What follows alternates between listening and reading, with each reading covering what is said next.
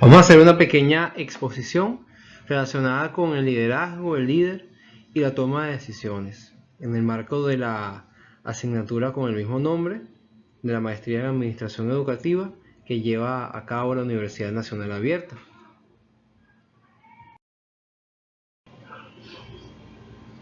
El liderazgo como marca la persona o como marca de la persona tiene relación con sus atributos y tiene relación con sus atribuciones dentro de una organización.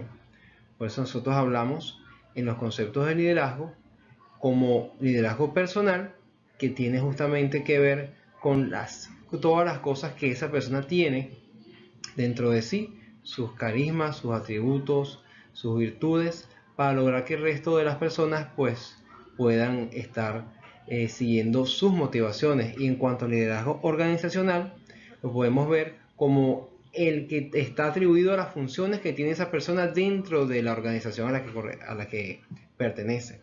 En el caso, por ejemplo, de una escuela, el líder nato es el director o la directora y es quien debe llevar a la escuela y a los integrantes del equipo, no solamente directivo, sino el equipo en general y la comunidad educativa, a perseguir y a conseguir los distintos objetivos y metas que se propongan como organización.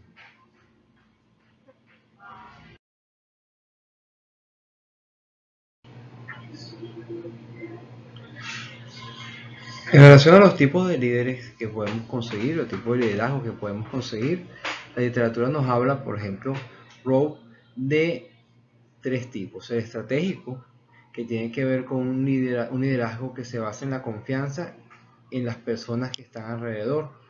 El liderazgo estratégico es aquel en el que busca influenciar a las personas que están en la organización para que tomen decisiones voluntariamente en pro de la organización, siempre atendiendo los elementos del presente, los elementos que están en el ambiente, pero mirando hacia el futuro de la organización para hacerla más sostenible. Luego tenemos el liderazgo visionario, que es un liderazgo de ruptura, un liderazgo que toma riesgos, no es el estilo de Steve Jobs, proactivo, que no se queda en los cánones, en las reglas, sino que más que todo busca que la persona o las personas que están alrededor pues tengan consenso en relación a ciertas y determinadas cosas que van a hacer para conseguir objetivos comunes. Es un liderazgo que toma muchos riesgos, por tanto no es bien visto por los líderes o el tipo de liderazgo que vamos a ver a continuación, que es el conocido como liderazgo gerencial, que choca mucho con el liderazgo visionario, puesto que se atiende a los cánones y a las reglas y a la rutina. Es un tipo de liderazgo más basado en no digamos el conformismo, más bien el conservadurismo, para que las decisiones que se tomen sean decisiones que de alguna manera sustenten el status quo. El líder visionario y el líder estratégico muchas veces se combinan en las organizaciones, pero el líder gerencial, que también existe en las organizaciones, suele bloquear las iniciativas de los anteriores líderes. Por eso es que es bien importante tener claro para la toma de decisiones y para la resolución de conflictos cómo se pueden articular los puntos de vista y las visiones positivas en cuanto al objetivo en común que persigan de estos tipos de liderazgo. Aquí podemos analizar un poco las características del líder separadas de la del gerente, porque muchas veces piensa la gente que es lo mismo y no son lo mismo. El líder es una persona que surge y que al surgir y a desarrollarse y al crecer ayuda a los que están alrededor suyo a crecer y por supuesto motiva en el trabajo, influencia a la gente. Mientras que el gerente solamente existe en la estructura y según sus funciones pues va ordenando, va de alguna manera liderizando, pero no de la manera en la que el líder personal, el líder natural lo hace, motivando y empujando a la gente hacia la consecución de objetivos.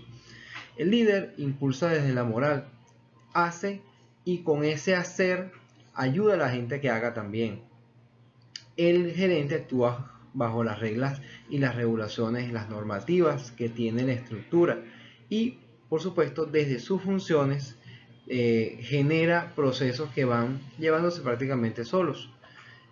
El líder es un catalizador de los esfuerzos de las personas que están a su alrededor. Siempre busca sacar lo mejor de cada uno de los miembros del equipo para poder conseguir los objetivos comunes. Mientras que el gerente se contenta en delegar acciones o actividades para que solas vayan llevando el proceso. El líder, por el contrario, activa. Y activa no solamente lo mejor de cada uno de los miembros del equipo, sino que también activa el consenso.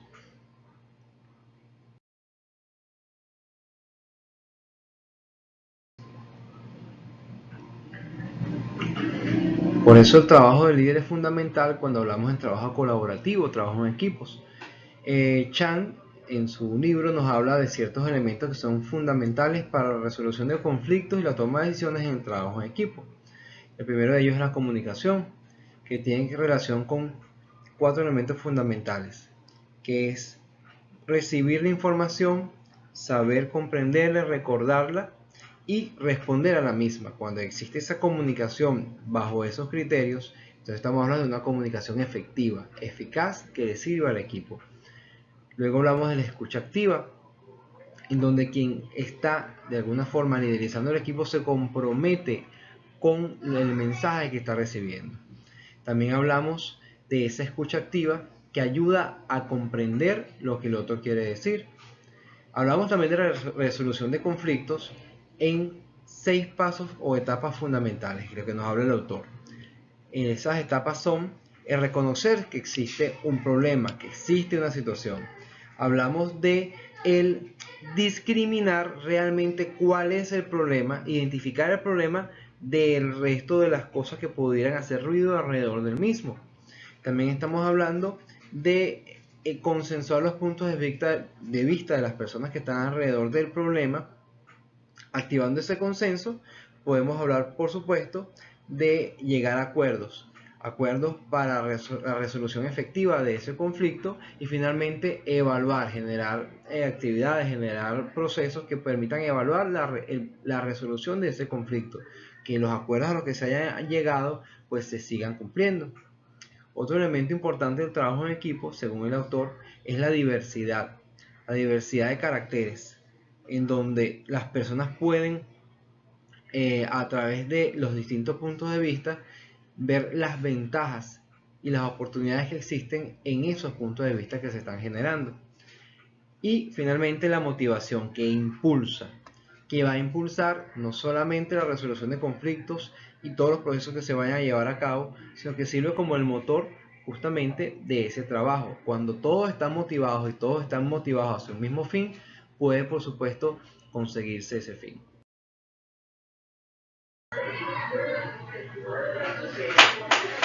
Para resolución de conflictos en equipo y para resolver justamente los temas que el grupo, el trabajo en grupo, el trabajo colaborativo tiene que resolver, el autor Cañabate plantea varias técnicas, pero entendiendo que un grupo suele ser justamente un conjunto de tanto de capacidades como de individualidades que hay que poner de acuerdo para poder resolver los conflictos.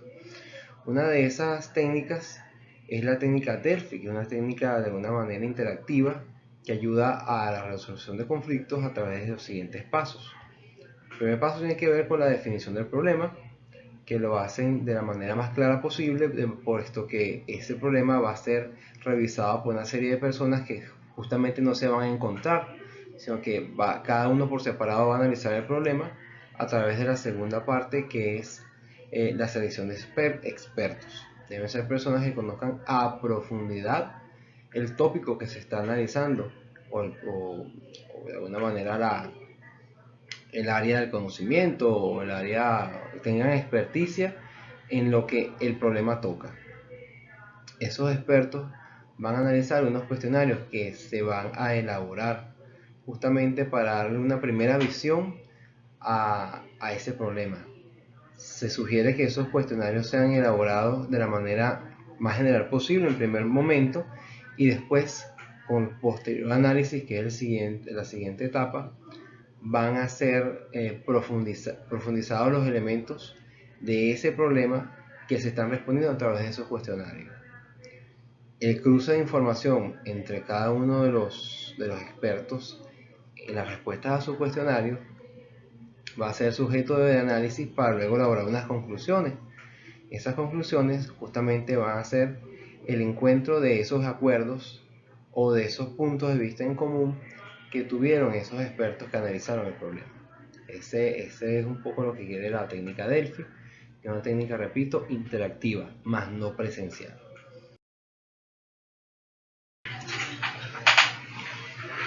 La anterior técnica era más utilizada para grupos con mayor amplitud.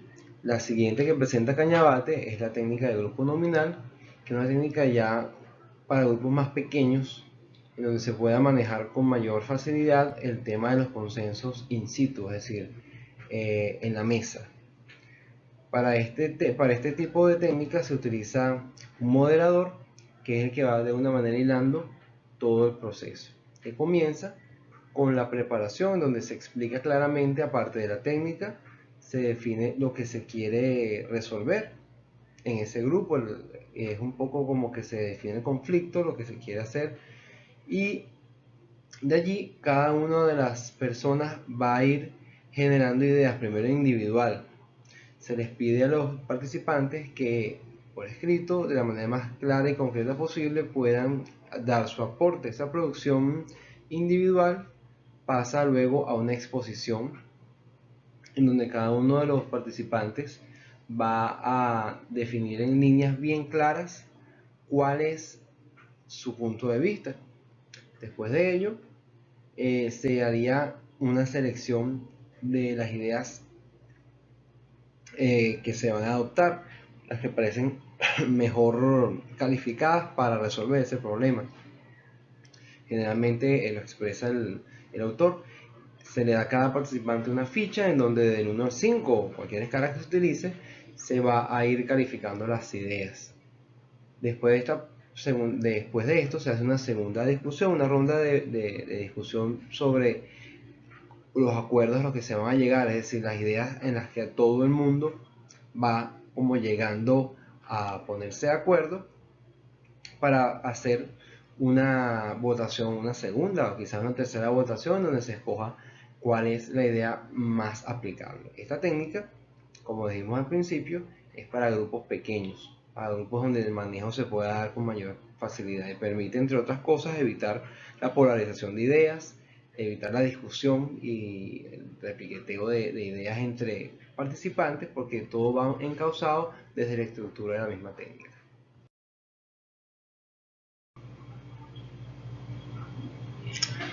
De la misma manera existen otros métodos o técnicas para abordar los conflictos que se presentan en los grupos dentro del trabajo colaborativo, que el autor también señala.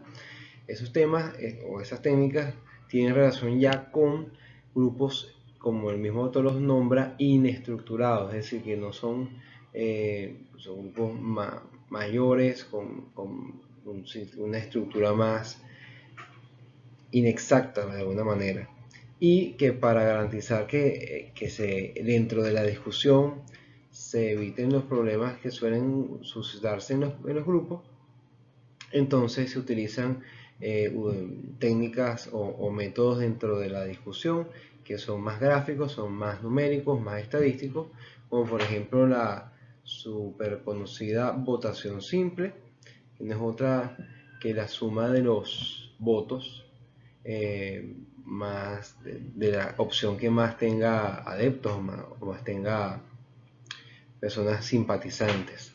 Hay otro método, otra técnica, que es la de la suma de los rangos, que tiene que ver con la elaboración de una escala, ¿no? Y esta escala tiende justamente a colocar un puntaje a los más aceptados. Dentro de los más aceptados se va a escoger la opción que tenga mayores puntos.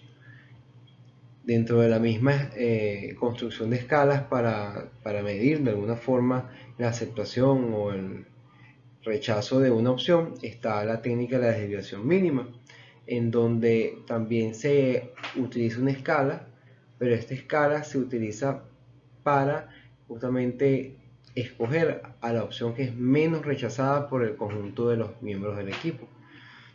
Debemos a su vez el de la votación aprobatoria, en donde se utiliza también el mismo término o el mismo método de la votación simple, pero se vota por los más aceptados y se escoge la opción más aceptada entre todas.